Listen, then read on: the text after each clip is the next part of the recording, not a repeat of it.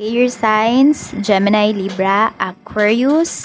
Ito po ang mensahe para sa'yo ngayong last day ng 2023. Iniiwan na po namin ngayong 2023 kung ano man ang mga sasamang nangyari sa amin nitong taon na ito.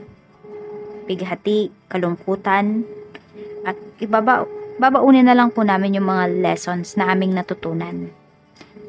Ayan. Tignan na po natin. Chapter close na natin itong 2023. Okay? Tignan na po natin kung ano ang mensahe para sa'yo. Spirit guide, mensahe po natin. Ano po ang ating mensahe? Mensahe po natin. Mensahe natin, spirit guide. Okay, ano po ang pwedeng mangyari ngayong araw na ito for air signs? Meron tayo ditong the sword and rose. Meron bang nag-iingat sa inyo? Nag-iingat sa puso po ninyo? Tingnan natin. Pinoprotektahan kasi kayo ng taong to. Sa mga negative energies, sa mga pwede ninyong mabalitaan. Medyo nagiging controlling nga lang yung tao na ito sa inyo. We have date. So some of you, pwedeng wala pa kayong label ng taong ito. Yan. We have both. So meron tayo ditong closure issues. Kung ano man yung mga naging issues nyo nung tao na ito, maaring, ayan nga po, iiwan nyo na talaga ngayong 2023. So, we have clock, need time, takes time, time is time, cycles, time to heal, progress.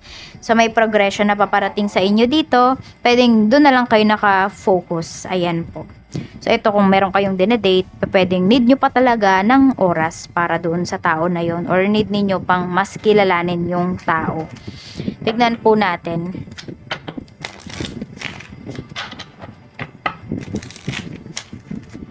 Merong na-obsess sa inyo dito.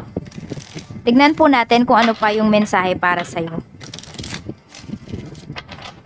Tignan po natin ano pa ang mensahe para sa'yo. Ano pa po ang paparating ngayong araw. We have 5 of swords. Meron namang fairness na lumalabas dito. We have temperance. Okay, may makikipag-ayos yata sa'yo dito.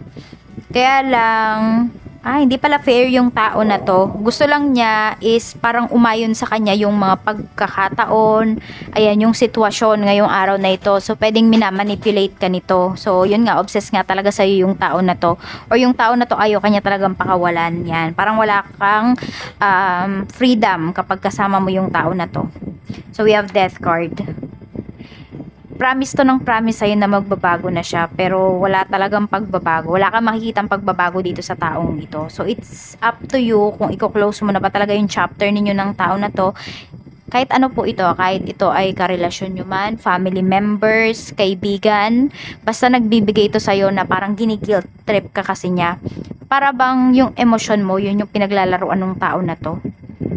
Parang lumalabas kasi ikaw pa yung may kasalanan sa kanya.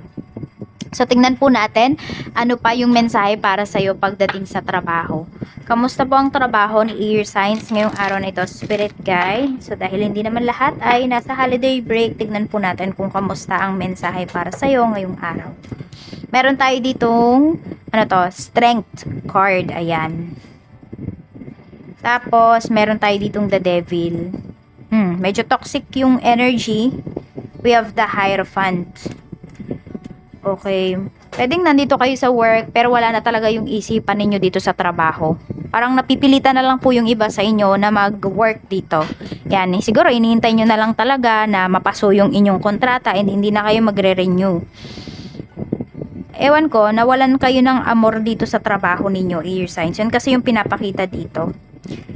Siguro sa management ba or sa mga tao na parang nagtataas-taasan dito sa ninyo, sa trabaho.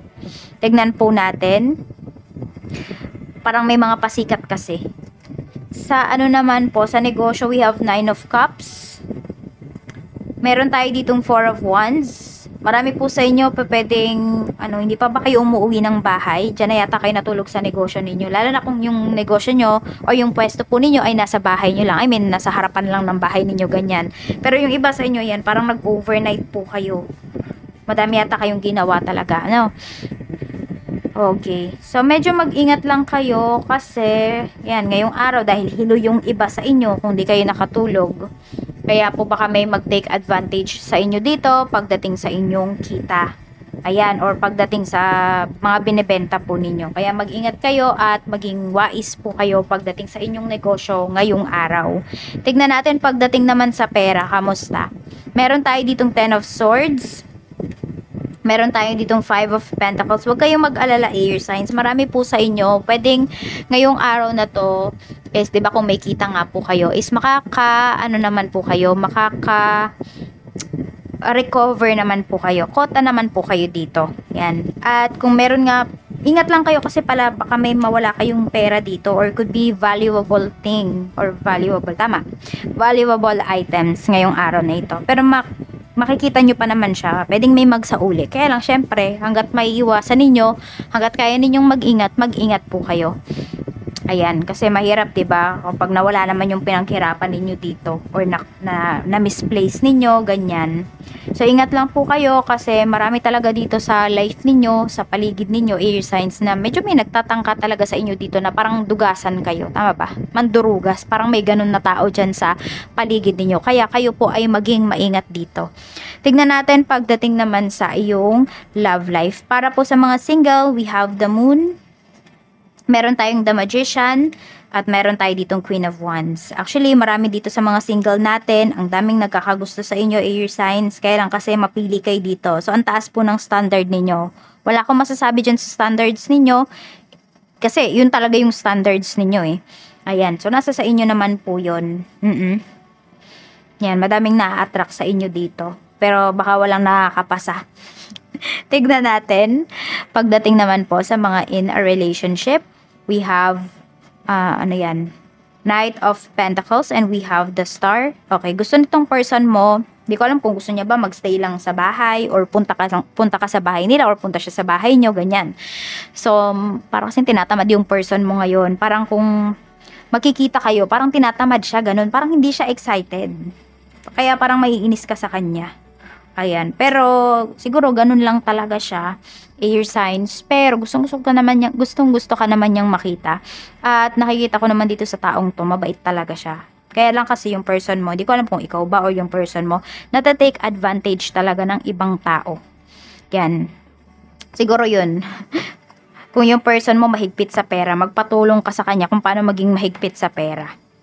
Tignan natin pagdating naman sa mga mag-asawa, we have naman po the High Priestess. Meron tayo ditong Judgment in reverse. Ayan. At mayroon tayo ditong 8 of Cups. Ano ba to? May lalayas ba ngayong araw na to sa bahay? Ayan. Parang may ganong energy kasi dito. Iba naman po sa inyo, pwedeng, di ba, busy kayo, tapos nag-prepare na kayo. So, pwedeng dadalhin nyo na lang yata sa kung kanino nyo madadalhin na bahay yung mga niluto po ninyo. So, pwedeng doon na lang kayo magsasalo-salo, ganyan. Oo, kasi parang may pupuntahan kayo. Some of you po parang biglaan itong pag-alis kasi. Parang unprepared yung iba po sa inyo. So, tignan natin kung ano pa ang mensahe para sa'yo. Spirit guide, mensahe pa po natin. Mayroon tayo ditong Evil Genius. We have number 13. Ayun, sasabi ko nga pwedeng may obsessed sa inyo dito, hindi ba? So, 1, 3. Ayan po. Pwede rin baka yung mga, kung may pets kayo, air signs, sobrang haharot po ng mga pets ninyo ngayon. Ayan, baka labas ng bahay ninyo, kaya bantayan po ninyo. So, ayan po ang mensahe para sa'yo ngayong last day of 2023. Nawa po ay, ayan, may natutunan nga talaga tayong lessons at itong darating na 2024 ay magkaroon tayo ng peace of mind, ng purpose para mabuhay at malaman natin kung ano ba yung purpose natin nga dito sa mundo at makilala natin yung mga tao talaga na totoo din talaga sa atin. So yan lang po, maraming salamat. Mag-iingat po kayo always. More blessings to come and samahan niyo po ulit ako sa another year at another years pa no? Dito sa ating channel. Salamat po. Bye!